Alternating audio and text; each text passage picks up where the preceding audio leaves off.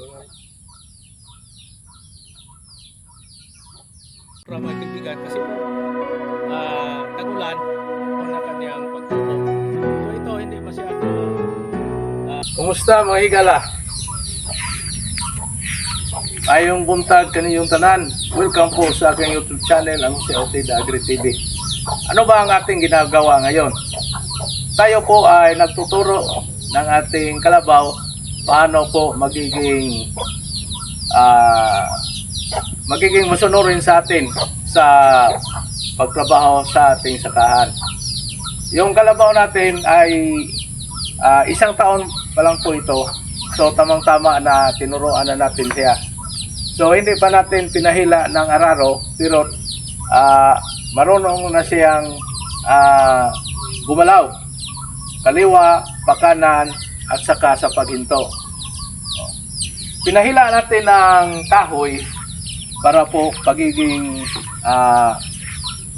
pabigat sa kanyang paghila. Para po yung kalabaw natin ay marunong po o magkaroon po ng lakas, no, sa kanyang paghila. So, dahan-dahan po natin itong pinalitan. Sa umpisa, magaan lang po ang ating pinahila. No, magaan lang po. So, pag kalipas ng isang linggo, dinagdagan natin ng pabigat hanggang sa 3 beses tayong nagdagdag ng pabigat. So, tamang-tama na nakapag-develop siya ng lakas. So, yung ano natin, yung command. So, sa umpisa, paghila natin na nangunguna tayo. Nangunguna tayo. Lalala. So, dahan-dahan po nating tinuruan. So, dito tayo sa gilid. Lipat tayo sa gilid. So, dahan-dahan hanggang sa dito na tayo sa likuran. Kasi po sa pag-aaral natin, dito tayo sa likuran. So, pagkalipas na ilang linggo, natuto na po ang kalabaw natin na lumakad na siya ang mangunguna. So, yung sunod na tinuro natin, yung pong paggalaw, no, kaliwa at kanan. So, mayroon po tayong command. Pag kanan, ito, pag palikuin natin siya ng pakanan. So, yung command natin ay 2, at saka yung pakaliwa ay 3. No? Yun pong laging maririnig sa ating kalabaw. So, kailangan sumigaw po tayo o maririnig ng kalabaw ang ating command. Yung 2 at saka 3 at saka yung paghinto. So, pag gusto na natin pahintuin, magano lang tayo, no? Sumigaw lang tayo ng kaliwa, 3 at saka 2 at saka paghinto.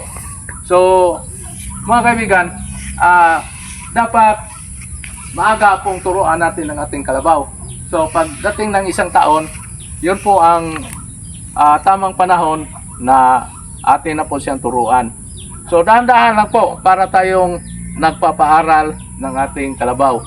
So, ngayon, tapos na po ang isang buwan nating training, ano na natin, lipat na tayo sa araro, no, sa ating araro. So, ito, tamang-tama po mga kaibigan, natuto na po ang ating karabaw sa paglakad. So, maamo na po siya at saka masunurin na sa atin. Pakita ko sa inyo yung paggalaw niya. Okay. Okay. So, paggalawin natin. Okay. Okay. Yeah. Okay. Okay. Okay.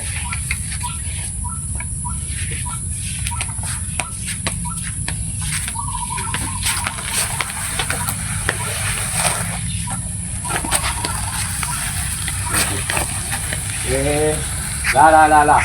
So, Ganun na maamo ang ating kalabaw. So mga kaibigan, huwag niyong kalimutan na turuan ng maaga ang ating mga kalabaw. Kasi karamihan po, nagtuturo sila medyo malaki na. So mahirapan sila kasi lumaban na po ang kalabaw. Ito ang tamang panahon. So sana po mga kaibigan ay bigay ako sa inyo ng kakaunting aral paano po gawin natin ang ating kalabaw na magiging maamo sa ating paggawa. So makatutulong na po ang kalabaw sa ating mga gawain sa sakahan. Hanggang dyan lang po. Maraming salamat at magandang umaga sa inyong lahat.